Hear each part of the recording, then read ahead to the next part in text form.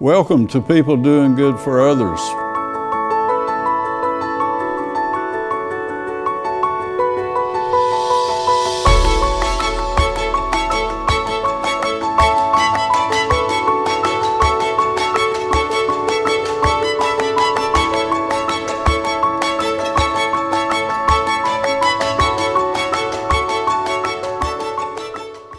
Welcome to People Doing Good for Others, where we celebrate and honor and praise those who truly make significant contributions in our communities. I'm Gary York, and I'm grateful to be with you today.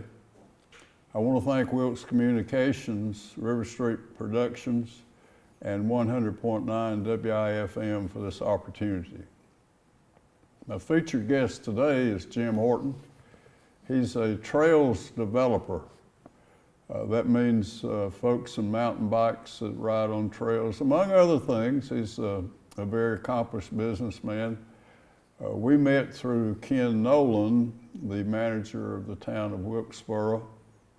He's an Appalachian State graduate, grew up here in Wilkes County, and believes that these sports are for people for a lifetime. And so stick with us today and learn about a new sport and a new endeavor and a new friend, Jim Horton. Good morning to you, friend. Morning, Gary.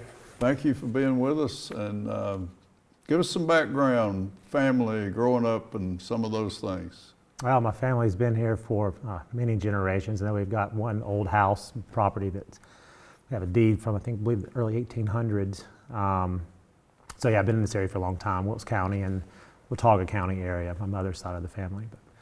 But what part of Wilkes County is that home?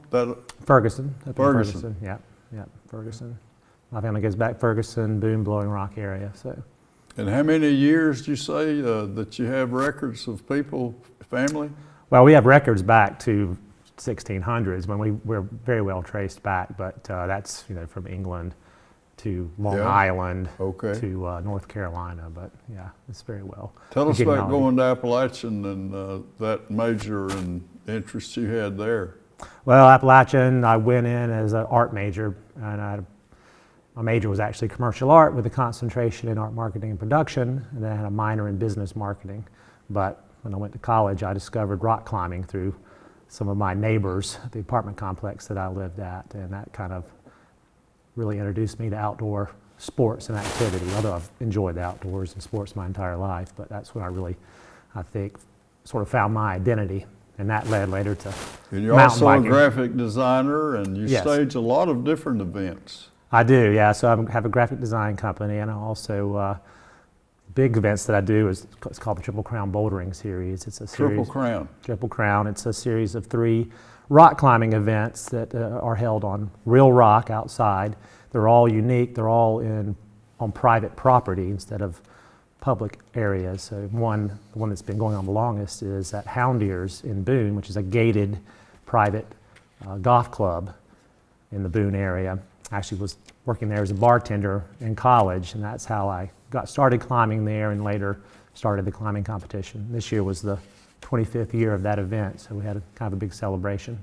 There's a great video online you can see about that if you go to triplecrownbouldering.org. Say that again? Triplecrownbouldering.org. Bouldering is a style of rock climbing. Usually you're on shorter rock. Really, it's anything up to 25 feet. You don't have a rope. You're climbing. Everyone has a crash pad or pad that they carry on their back like a backpack, and it unfolds.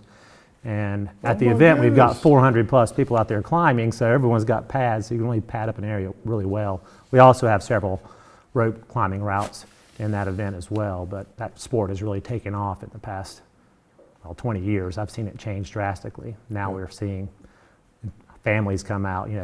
These guys maybe got started at the events when they were in college or even high school or younger, and now they're bringing their kids to the events all these years later. So I've really seen the demographic change from when I started the event 25 years ago. It was a bunch of college kids or just out of college kids, more or less, and now we've got and a bunch of guys. Obviously, we probably had 15 women that first event. Now we're almost 50-50, men and women. 50-50. And we've got a ton of kids that come out now to the event. So it's pretty cool to see how it's changed, and the impact it's had. For something that started as this little small event. Jim Horton, Ken Nolan and I go back several years, and he connected me to you. How did you and Ken Nolan, the manager in Wilkesboro, how did that transpire? Well, I know Ken's an avid mountain biker, and he was really heavily involved and probably one of the spearhead people with developing the trails in town at Cub Creek Park. That's one of our newer trail systems we have, and we're doing some really cool new things there with these really nice new wood features. That trail's it's an additional trail that a lot of people haven't seen yet, but it's a really cool new trail we're building there called Tornado Alley. It's really a continuation of a out and back trail that we had. We're making into a loop, but yeah, Ken was instrumental in making that happen and helping us get machinery through the bike club and the Brushy Mountain Cyclist Club. And he's also been really helpful with stuff at the lake at Curtis Scott that we've done out there. We got over 50, well, right around 50 miles. 50 of trail, miles. At Wow. Curtis Scott, and then another probably 7.5 miles, maybe a little over at Cub Creek. And we're actually looking at doing more at Cub Creek. If a person here in Wilkesboro chooses to visit some of these trails, possibly just to see, where would you tell that person to go? Well, there's lots of great resources online you can go check out. MTB Project is a good spot to go. Trail Forks, they even have apps out there now that you can go and find the trails on these apps on your phone, take it out, ride the trails or hike them. We definitely encourage hiking and running on the trails, and you can actually see where you are on the trail systems through these apps. So technology now makes it really easy to kind of follow where you are out there and check mileage and things like that. So it's pretty easy to find everything you'd want to know online with a quick search. You know. Now, you were telling me about families, competitors, riders that come from far away. I mean, they come and spend a weekend. Tell us a little bit about the attraction from out of town people, Jim Horton. Well, you know, the big thing, one of the big pushes with the trails that we have in the area is to try to get heads in beds, and that was something we kind of promised. Yeah, economic development. And a lot of towns now are seeing how important or how helpful trails and other outdoor activity is to the local economies, especially now that we're seeing a lot of businesses move into either big cities or even overseas. You know, a lot of these towns now are seeing that, hey, we need to embrace tourism as a way to keep our towns viable. And to get people to move to the area, especially younger people. They want to have things to do. And although it costs a little bit up front usually to build those trails, the upkeep is really cheap. It's a pretty inexpensive amenity for people. And when you get to the level that we are with, you know, we've got almost 60 miles of trail here, and hopefully we'll have more in the coming years. So you're getting a scenario there where a person could come and stay several days and never ride the same trail twice. So they'll want to come out and try to hit every trail that we have. They'll either camp or they'll stay in the hotels or hit an Airbnb. So our goal really is to kind of make this area into a mountain biking mecca. So something that people want to come and how long do you think it'll take to do that? Well, I think we're kind of there right now. At least we have a big head start on other towns. I mean, like I said, other towns are starting to embrace the idea.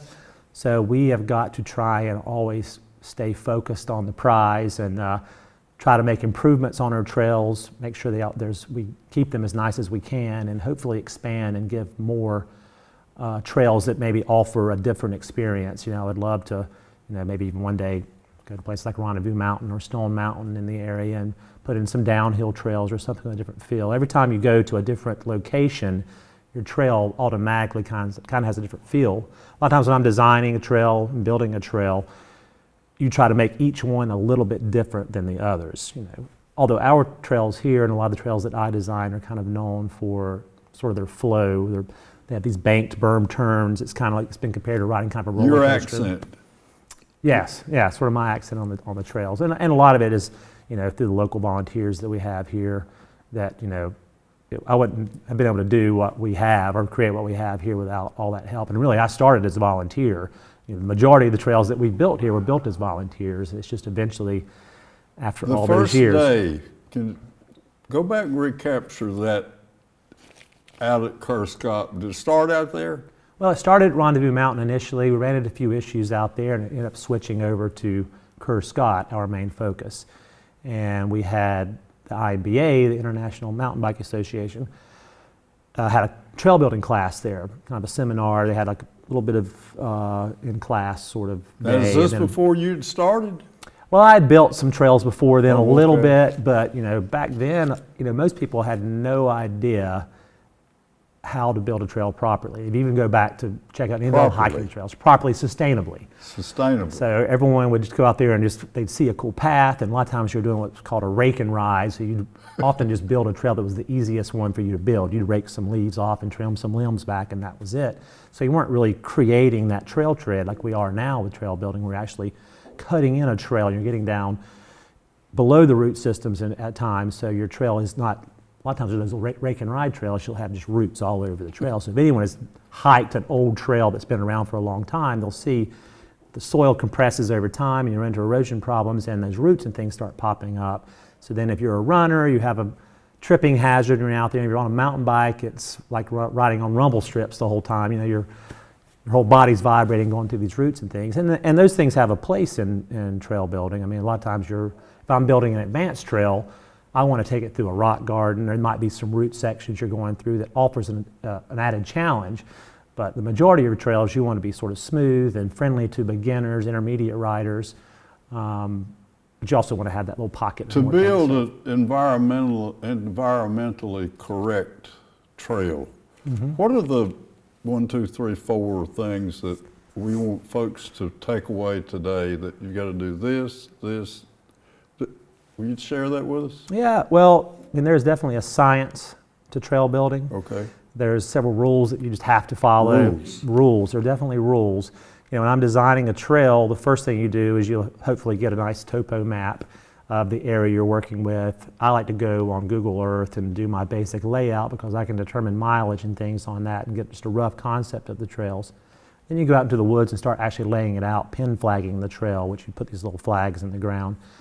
But you use the clinometer to lay it out, and you have to always, probably the most important one is the 50% rule. So your trail, the slope of the trail itself, let's say the trail you're riding down or hiking down, that has to be 50% or less the slope of the hillside. So if your hillside is coming down at, we'll say 20% grade, down its steepest way, that's where water wants to run. Yeah. So your trail that comes across has to be 10%. It can't be any more than that, or that water is going to want to turn and possibly run down the trail.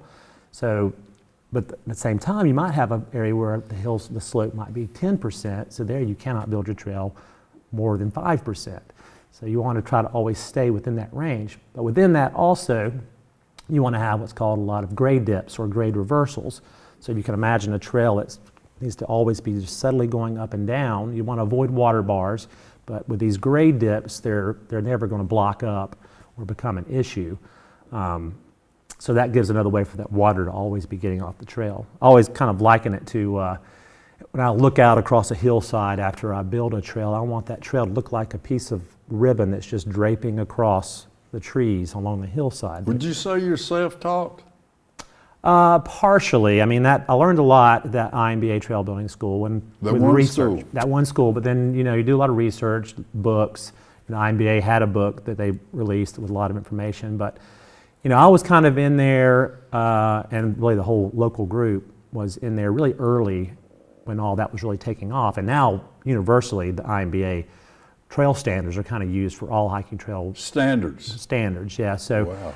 I was able to kind of, and sometimes it was by the mistakes that I would make and want to go back and fix things. I couldn't stand to see something that I had built that was not, didn't hold up or didn't flow right for the rider, and I always want to go back and fix those things. And to this day, I can still ride trails that I've built.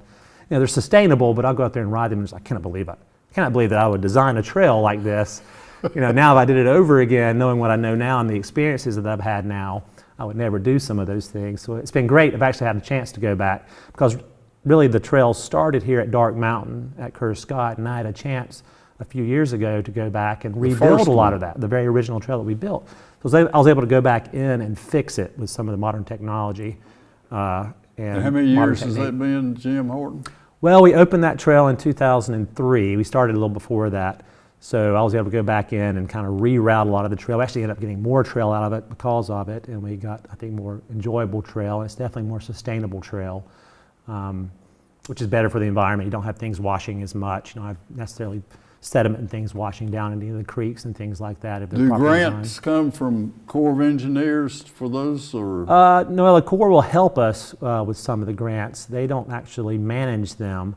Obviously, they have to give us permission for anything that we build out. They have to approve everything that we build. But most of the grants we've gotten are what's called RTP grants, Recreational Trails Program. Mm-hmm. It's a national grant that feeds through the state. So the state will actually kind of manage the grant, but it's national money that comes out. But a lot of the stuff here in Wilkes that we started with, because we were working with volunteers, that initial money came from some of the local businesses, hotels, Cooks Really? donated some, of course the Hampton Inn, Holiday Inn Express, Addison, some of those people really put some of that money up. And we had a couple of the car dealerships that do the same thing. And now I know that the Health Foundation, they kind of have a grant program as well, and because they see the benefit, just keeping people healthy in the area. And that, like you mentioned before, biking is kind of a lifetime sport. Lifetime. You can do it your whole life. You don't have to have a team to do it. You can go out, you can ride it whatever level you want. And now we have a good range of trails from beginner to double black diamond advanced trails people can ride. Double black diamond. Yeah, so that one's gonna have a lot of rock, it's way more difficult than riding your beginner No, trails. is here? Yeah, at Kerr Scott we have that. Double black. Like Cub Creek, that one is mostly beginner into a little intermediate. These new wood features we're putting in will be kind of on the intermediate side. We'll have some sort of black diamond options on it. And then the black diamond that we have is at Warrior Creek. There's a trail that it was technically never finished. It's a loop called Headwaters. We started it as volunteers building that one, and it's just hard to maintain volunteers and to build. I want you to talk some more about the volunteer. You said that none of this might not have happened without the volunteers. It absolutely would not have happened without volunteers. The lady or the man that comes out and how do you get them together? How does that work? Well, we really got them together through the Brushy Mountain Cyclist Club, and that was really a club that started as a road biking club. And then as mountain biking started taking off and becoming more and more popular, some of those road bikers got into mountain biking, and then we saw more and more bikers in the area. That's all they did was mountain biking. And so we started getting that demand for more mountain biking, and the club was amazing for so many years. Our little small club, the level of events that we put on and the trails that we built, I mean, it was amazing. Do we have established events here in Wilkes County annually? Oh, absolutely, yes. We've got the 6 Hours of Warrior Creek, which is the main. With all these grants that we do, we have to have matching funding. So we use that 6 Hours of Warrior Creek, which is an event that I actually have taken over now. Jason Bumgarner and Paul Stahlsmet really sort of started the event. I was kind of the third wheel in that as well, but they've kind of turned it over to me after all these years, and we use that money raised from that to help with this matching funding. But it's not the only event we have. We also have the Dark Grind, which is an event that the Northwest North Carolina Mountain Biking Association How puts many on, people will Alliance come puts to on. one of these from out of town? I mean, if the weather's good and everything Well, the works. 6 hours, around 400 people. 400 people? 400 people, and they're racing for 6 hours. They can do it either as a solo rider or as a duo. First year we did it, we had a 3-person team as well, but now we've kind of dialed that back to just a duo or a solo. And then there's different categories within that. Single speed, there's age categories in that. A junior, there's a 50 plus, I think there's a 40 plus, and there's guys and girls, several different categories.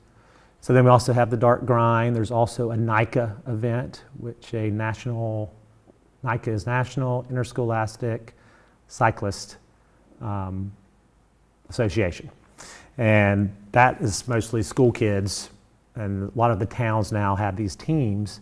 Like Wilkes County started one this past year. We have one. We have one that has been started.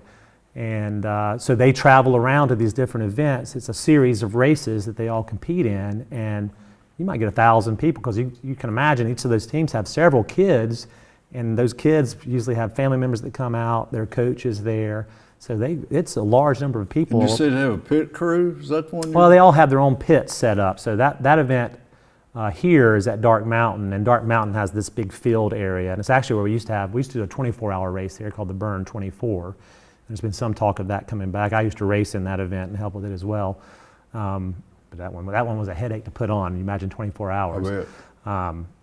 And we've talked about maybe bringing it back every now and then, make it kind of like once every 5 years or something, bring that event back. But the NICA event, it feels kind of similar to that because you go down and see all those pits set up in that field, all these different, tents set up with all these kids out there racing. And it's a really cool event, and it's a really cool program, and it's a great way to introduce kids to this sport, which again is kind of a lifetime sport. And it kind of gets you away from some of those, what I jokingly call ball fetching sports, that so many kids, basically focus on basketball, football, soccer, things like that. And it's just kind of a different road to kind of take and get them out in the woods, riding their bikes. And I think it's a cool sport also because it will introduce those kids to camping and, sort of the outdoor lifestyle. Yeah, it's a family thing. People travel for it, People aren't often, let's make a trip to Canada. I've heard they've got great basketball courts. Or, Right. they don't make these trips to go enjoy some of these, you don't travel for those sports, but, biking and rock climbing as well. You'll set up family vacations around that. And I've got a family now, recently got married, I have a couple stepkids, and now we're planning, events. We're going to go to Canada, hopefully this summer, and do some mountain biking, a little bit of climbing up there. So I think more and more people are kind of embracing that sort of lifestyle. And it keeps you healthy. I mean, I'm 50. I think I'm in pretty good shape for my age, and I think it keeps me young. I always say it's important to never stop moving. Yeah. You mentioned mountain climbing, and you're involved in that. Do we have that here? Well, Stone Mountain has quite a bit of bouldering and some rock climbing. Boone is very popular for climbing.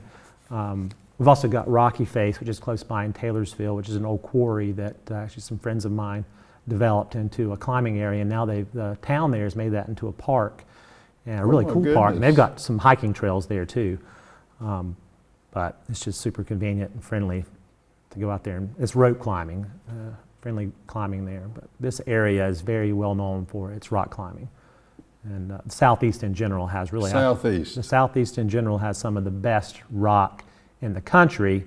We have by far the greatest variety of rock in a 4 or 5 hour radius.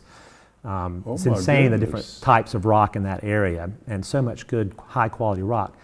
The one thing that we have going against us that out west has going in their favor is just weather. So it's, you imagine climbing, if it's wet out or raining, you can't climb. You can't climb when the rock is wet. Matter of fact, I just had a climbing event this past weekend, and we had to postpone it one day because of all the moisture. Luckily, it was sandstone where we were climbing, and it dries really fast, so we were able to have the event on Sunday.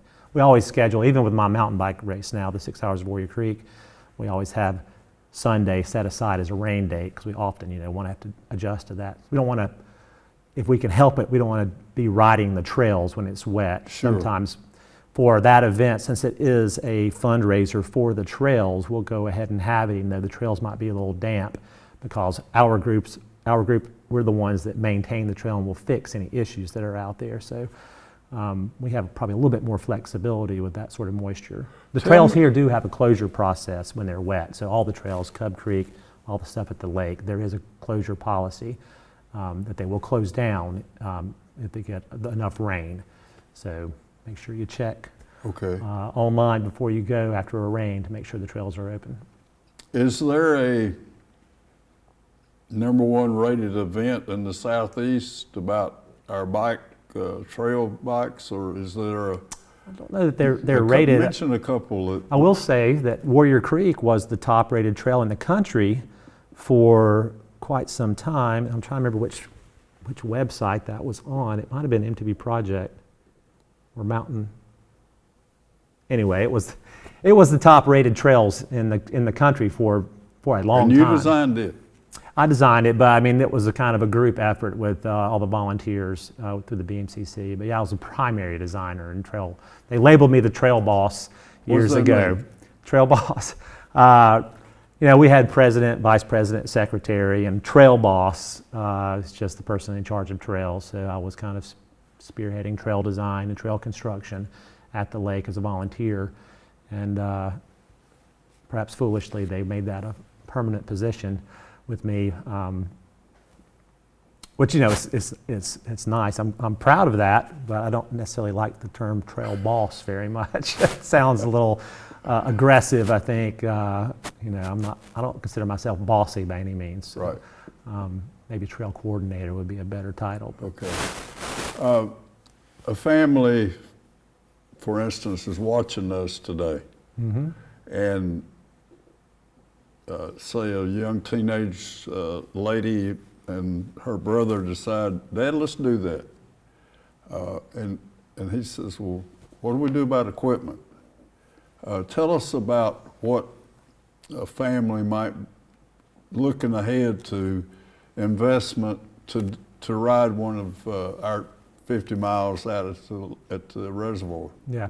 Well, I mean, you could get whatever level of bike you'd want to be. Of course, you'd want it to be a mountain bike. You'd have to make the call whether you want to go full suspension or hardtail. Full suspension, you have suspension on both tires, basically, front and back, so it softens up the ride a little bit, but your price goes up quite a bit when you do that.